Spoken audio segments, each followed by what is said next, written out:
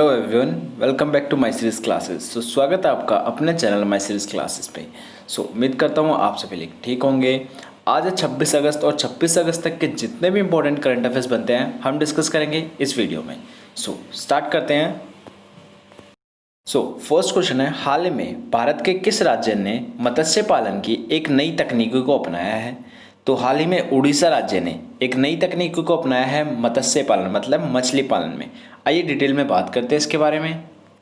देखिए, उड़ीसा ने क्या तकनीक अपनाई है मत्स्य पालन के लिए। उड़ीसा सरकार ने मत्स्य पालन में जो जैव ईंधन प्रौद्योगिकी होती है उसके माध्यम से गहन जलीय कृषि को बढ़ावा देने के लिए एक नई योजना शुरू की है। यह उद्यमियों, बेरोजगार युवाओं और इच्छुक मछली किसानों को आजीविका सहायता प्रदान करेगा और राज्य में मछली उत्पादन भी बढ़ाएगा। बायोफ्लॉक आधारित खेती प्रणाली एक सीमित क्षेत्र में गहन मछली झींगा उत्पादन को बढ़ावा देने के लिए एक नई तकनीक है। उम्मीद करता हूँ आपको समझ में आ गया होगा।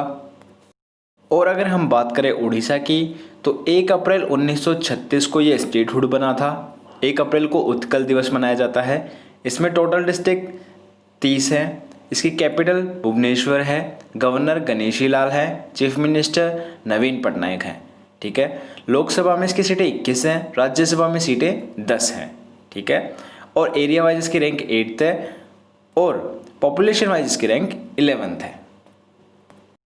अगर बात करें हम इसके स्टेट सिंबल्स की, तो देखिए इसका जो एम्बलम है वो है कोनराक हॉर्स, लैंग्वेज ओडिया, सॉन्ग है बंदे उत्कला जननी, डांस है ओडिसी, मैमल है सांबर, बर्ड है इंडियन रोलर, फ्लावर है अशोका, ट्री है इंडियन फिग ट्री और स्वीट है रसगुल्ला। अब चलिए, जैसे कि आपको पता है कि हमारे ऑप्शंस भी करंट अफेयर्स की न्यूज़ से होते हैं, तो अब हम डिस्कस करेंगे असम, हिमाचल प्रदेश और बिहार को। देखिए, असम से न्यूज़ है, असम सरकार ने ब्रह्मपुत्र के ऊपर 1.8 किलोमीटर लंबे रोपवे का उद्घाटन किया है।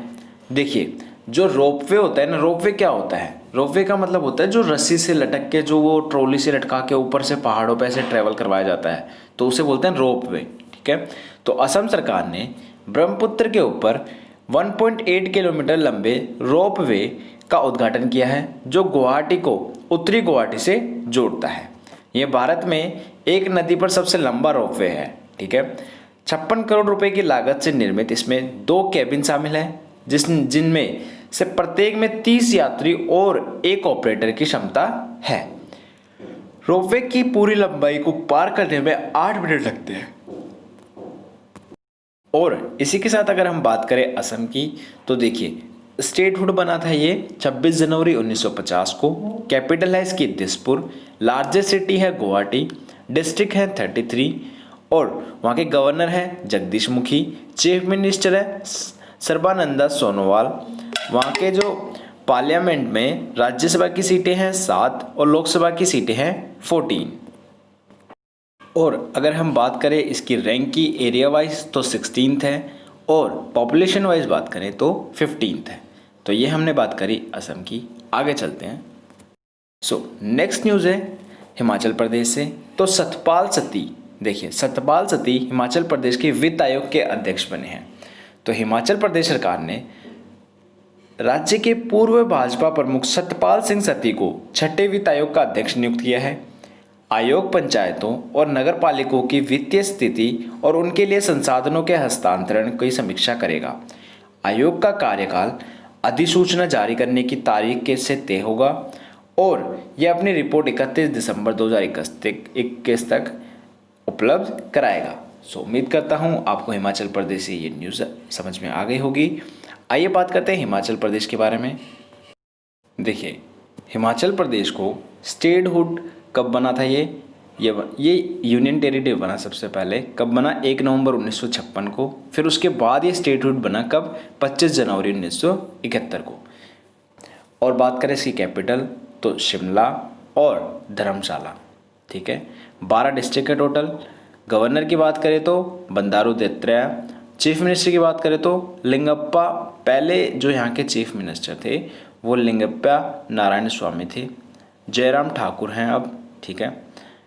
सॉरी, जो लिंगप्पा नारायण स्वामी थे वो चीफ जस्टिस है वहाँ के। ठीक है। चीफ मिनिस्टर जयराम ठाकुर हैं। राज्यसभा में इसकी 3 सीटें हैं, लोकसभा में 4 सीटें हैं। अगर रैंक की बात करें तो एरिया वाइज 17th रैंक है और पॉपुलेशन वाइज 21st रैंक है, ठीक है। और लैंग्वेज इसमें हिंदी बोली जाती है। नेक्स्ट नेक्स्ट जो न्यूज़ है वो है बिहार से। देखिए, MOS नित्यानंद राय ने कोविड अस्पताल का उद्घाटन किया है। केंद्रीय गृह राज्य मंत्री नित्यानंद राय ने बिहार के बिहटा में कोविड-19 रोगियों को समर्पित 500 बेड वाले एक अस्पताल का उद्घाटन किया है। अस्थायी अस्पताल का उद्घाटन ESIC अस्पताल में किया गया, जहां पर बिस्तर पर ऑक्सीजन की सुविधा है। PM केयर्स फंड ट्रस्ट ने DRDO द्वारा पटना और मुजफ्फरपुर के पास बिहटा में अस्थायी अस्पताल स्थापित करने के लिए धन आवंटित किया। तो ये न्यूज़ थी बिहार से।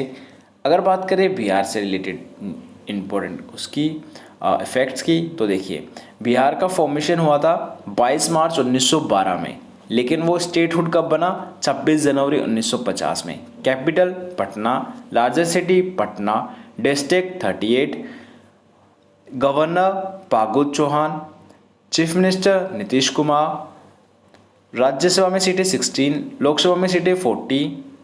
और इसी के साथ बात करें अगर रैंक की, तो एरिया वाइज इसकी रैंक है 12th, पॉपुलेशन वाइज इसकी रैंक है 3rd। इसमें जो लैंग्वेज बोली जाती है, बेसिकली मेजर लैंग्वेज बोली जाती है बिहारी, और वैसे ऑफिशियल लैंग्वेजेस में इसमें हिंदी और उर्दू भी काउंट करते हैं।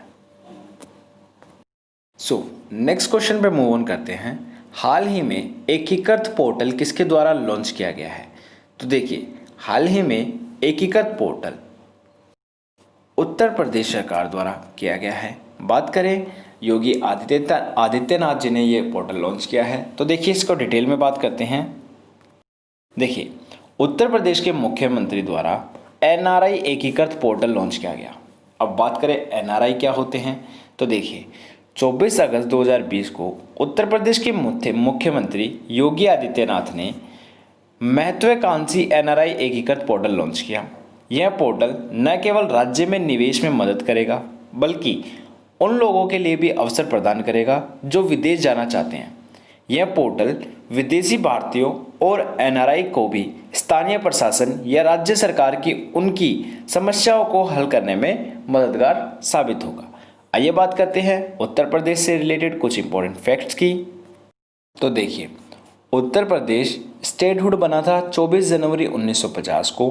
इसकी कैपिटल है लखनऊ। इसमें टोटल नंबर ऑफ डिस्ट्रिक्ट 75 हैं। गवर्नर कौन है? आनंदीबेन पटेल। चीफ मिनिस्टर कौन है? योगी आदित्यनाथ। अगर बात करें इसमें लेजिस्लेचर है, तो बाइकैमरल में इसकी काउंसिल्स की सीटें हैं 600 और असेंबली सीटें हैं 403। पार्लियामेंट्री कॉन्स्टिट्यूएंसी की बात करें तो राज्यसभा में इसकी सीटें हैं 31, लोकसभा में है 80। अगर एरिया वाइज इसकी रैंक की बात करें तो 4th रैंक है, और पॉपुलेशन वाइज अगर इसकी रैंक की बात करें तो 1st है, ठीक है। सबसे ज़्यादा पॉपुलेशन यूपी में है। और बात करें लैंग्वेज की, तो ऑफिशियल लैंग्वेज हिंदी और एडिशनल ऑफिशियल लैंग्वेज उर्दू है। जैसे कि आप सभी को पता होता है कि हमारे ऑप्शंस भी करंट अफेयर्स की न्यूज़ से होते हैं, तो हमारा नेक्स्ट ऑप्शन है गुजरात। तो गुजरात से रिलेटेड क्या न्यूज़ है? देखिए, हाल ही में गुजरात में अहमदाबाद रेल डिवीज़न ने अहमदाबाद रेलवे स्टेशन पर बैगेज सैनिटाइजेशन और रैपिंग मशीन को सफलतापूर्वक लॉन्च किया है। यह भारत रेलवे में अपनी तरह का पहला है। महामारी के बीच सुरक्षित यात्रा सुनिश्चित करने और डिवीज़न बैगेज सैनिटाइजेशन और रैपिंग मशीन के साथ आया है। यह पराबैंगनी विकिरण का उपयोग करके सामान की 360 डिग्री सफाई सुनिश्चित करता है। तो ये न्यूज़ थी गुजरात से। आइए बात करते हैं गुजरात से रिलेटेड कुछ इंपॉर्टेंट फैक्ट्स की। देखिए, गुजरात फॉर्मेशन कब हुआ था? 1 मई 1960 को। कैपिटल है गांधीनगर, लार्जेस्ट सिटी है अहमदाबाद, डिस्ट्रिक्ट हैं 33, गवर्नर हैं आचार्य देवव्रत, चीफ मिनिस्टर हैं विजय रूपाणी। पार्लियामेंट कॉन्स्टिट्यूएंसी की बात करें तो राज्यसभा में है 11 सीट्स, लोकसभा में है 26 सीट्स। एरिया वाइज रैंक की बात करें तो 5th, पॉपुलेशन वाइज इसकी रैंक की बात करें तो पॉपुलेशन वाइज इसकी रैंक कौन सी है? तो इसकी रैंक है 9th, ठीक है।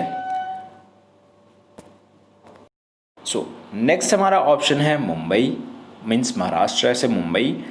तो मुंबई के CSMT को 1642 करोड़ का मेकओवर मिलेगा। मुंबई के प्रतिष्ठित छत्रपति शिवाजी महाराज टर्मिनल 1642 करोड़ रुपए की लागत से विश्व स्तरीय सुविधाओं के साथ एक मेकओवर पाने के लिए तैयार है।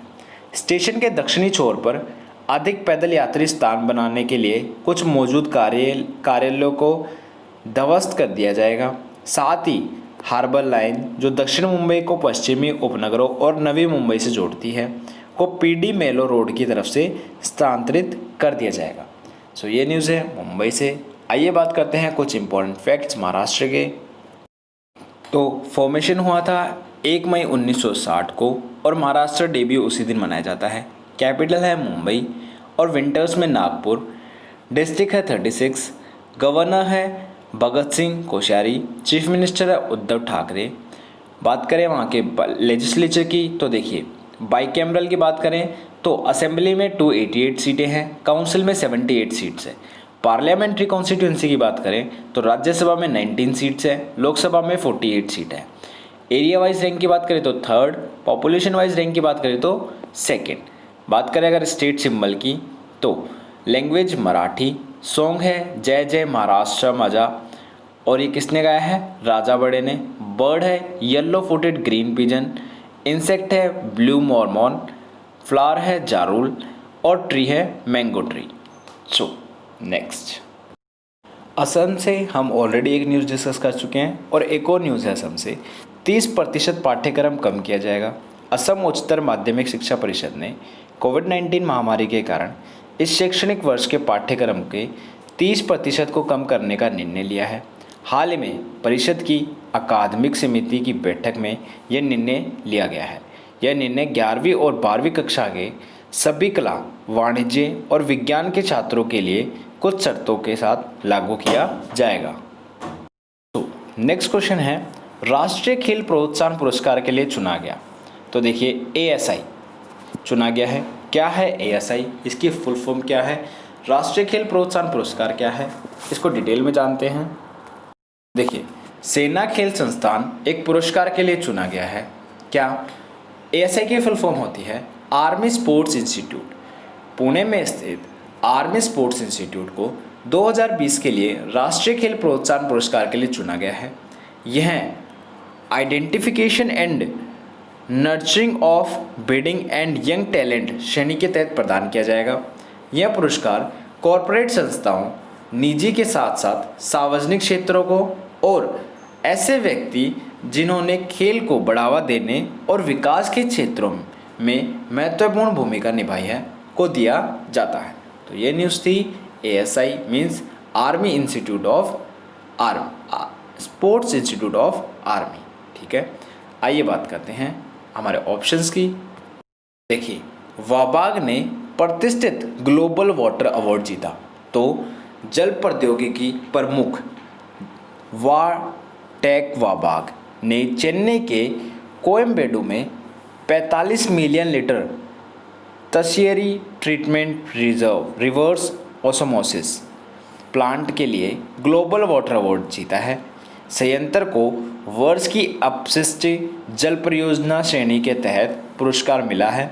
TTRO संयंत्र भारत में सबसे बड़े और तकनीकी रूप से सबसे उन्नत जल पुनः उपयोग संयंत्रों में से एक है। आइए बात करते हैं अगले ऑप्शन की। तो अभिलाष को अंतर्राष्ट्रीय पुरस्कार मिला। क्या है अभिलाष? देखिए, अभिलाष नामक लॉकडाउन पर आधारित एक लघु फिल्म को सर्वश्रेष्ठ सामाजिक संदेश फिल्म श्रेणी में Bengal lockdown online film festival में एक अंतर्राष्ट्रीय पुरस्कार मिला है।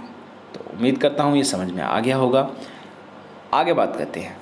आयोजक शुभमपुरवा की देखरेख में आयोजित इस फेस्टिवल में दुनिया भर की करीब 135 फिल्मों की प्रतियोगिता हुई। इन फिल्मों में से 20 देशों की केवल 50 फिल्में को आधिकारिक तौर पर नामांकित किया गया था।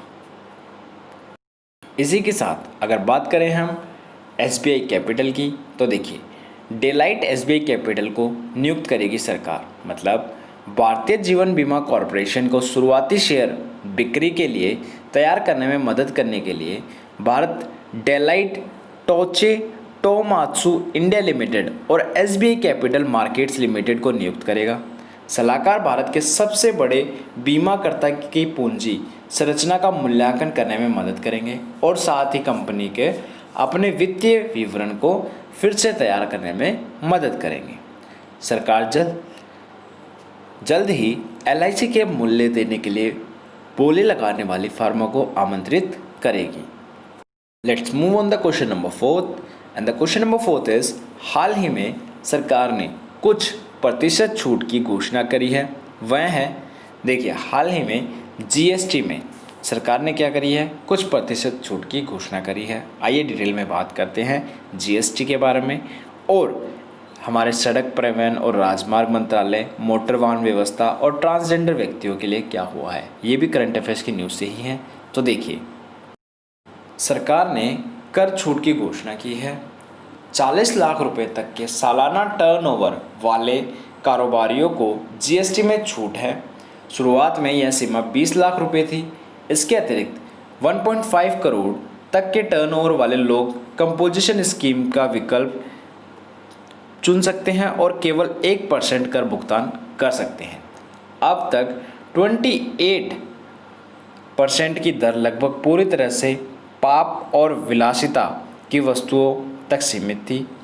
28% स्लैब में लगभग 230 वस्तुओं में से लगभग 200 वस्तुओं को निचले स्लैब में स्थानांतरित कर दिया गया है। तो ये न्यूज़ थी जीएसटी से। नेक्स्ट है, मोटर वाहन दस्तावेजों की वैधता बढ़ाई गई। तो जो सड़क परिवहन और राजमार्ग मंत्रालय है, उन्होंने मोटर वाहन दस्तावेजों की वैधता को 31 दिसंबर 2020 तक बढ़ा दिया गया है। मंत्रालय ने पहले दस्तावेजों की वैधता के विस्तार में के बारे में 31 मार्च और 9 जून 2020 को सलाह जारी की थी। यह बताया गया था कि फिटनेस, परमिट, लाइसेंस पंजीकरण की वैधता को 30 सितंबर 2020 तक वैध माना जाएगा। ठीक है। नेक्स्ट न्यूज़ है, ट्रांसजेंडर व्यक्तियों के लिए राष्ट्रीय परिषद। केंद्र ने अधिसूचना के माध्यम से ट्रांसजेंडर व्यक्तियों के लिए एक राष्ट्रीय परिषद का गठन किया है। सामाजिक न्याय अधिकारिता मंत्री पदेन सभापति होंगे और केंद्रीय सामाजिक न्याय और अधिकारिता राज्य मंत्री पदेन उपसभापति होंगे। ये ट्रांसजेंडर व्यक्तियों के संबंध में नीतियों और कार्यक्रमों के निर्माण पर केंद्र को सलाह देगा। आइए बात करते हैं नेक्स्ट न्यूज़, जो कि हमारी सेना से रिलेटेड। देखिए, एनएसजी के 51 एसएएसजी को मिली सीएस प्रशंसा। क्या है ये सब, देखिए।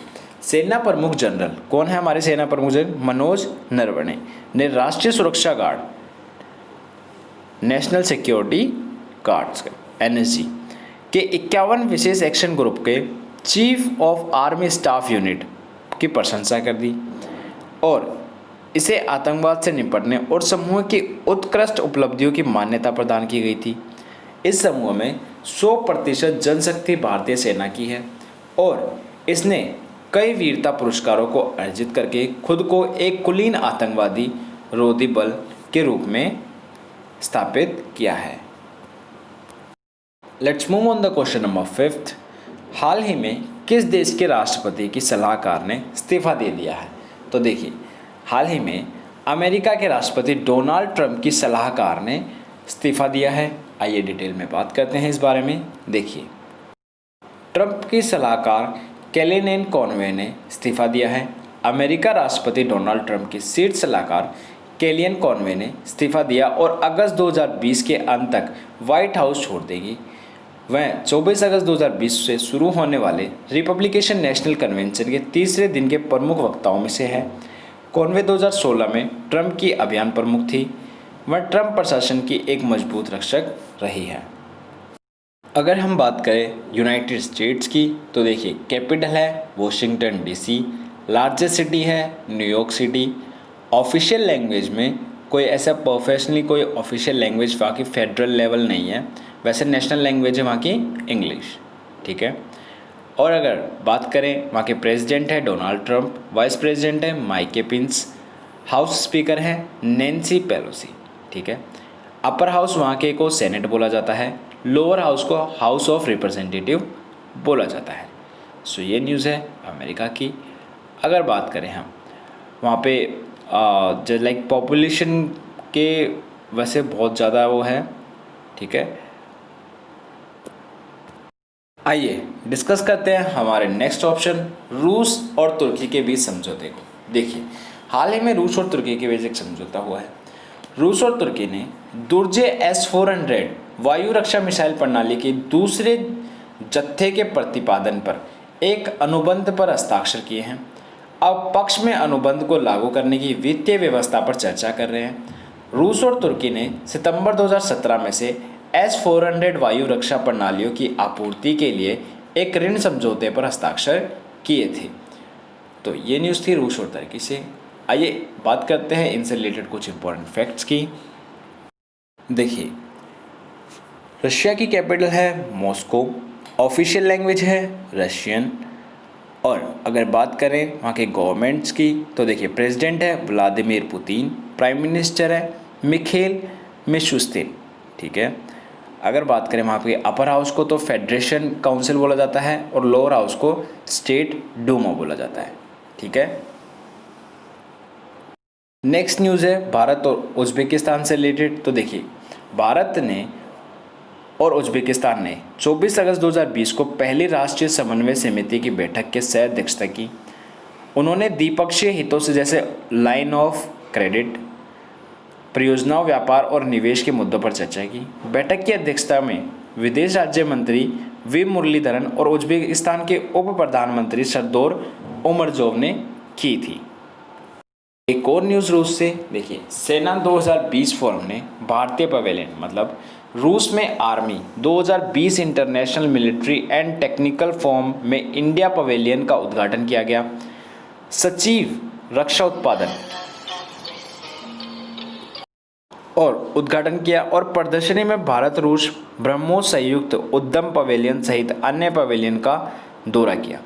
रूसी रक्षा मंत्रालय द्वारा आयोजित मंच मॉस्को के पास 23 से 29 अगस्त 2020 तक आयोजित किया जा रहा है। कुछ और न्यूज़ को डिस्कस करते हैं। देखिए मोबाइल एप्लीकेशन माई IAF लॉन्च किया गया। 24 अगस्त 2020 को वायुसेना प्रमुख एयर चीफ मार्शल कौन है राकेश कुमार भदौरिया ने दिल्ली में वायुसेना मुख्यालय वायु भवन में एक मोबाइल एप्लीकेशन लॉन्च किया जिसका नाम है माई AF। IAF की होती है इंडियन एयरफोर्स, ठीक है। यह डिजिटल इंडिया का पहल का हिस्सा है। Centre for development of advance computing के सहयोग से विकसित किया गया ऐप वायुसेना में शामिल होने के इच्छुक लोगों के लिए कैरियर से संबंधित जानकारी और विवरण प्रदान करता है।